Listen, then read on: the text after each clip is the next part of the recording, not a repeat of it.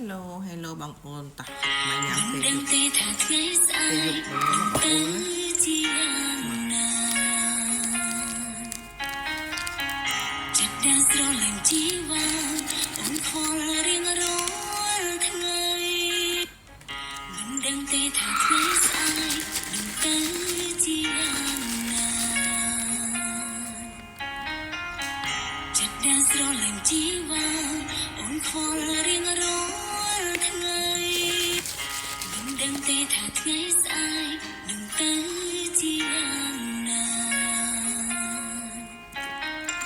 តោះឆ្ងាញ់បងប្អូនអូនខលរៀងរាល់ថ្ងៃមិនដឹងទេថាថ្ងៃស្អែកនឹងពេលយប់បើសិនបងប្អូនណាដែលគេអត់លក់ស្បែកស្អាប់ណាមានចិត្តចាយបងប្អូន collagen ជួយភ្នែកភ្លឺច្បាស់មកញ៉ាំមួយខ្ញុំ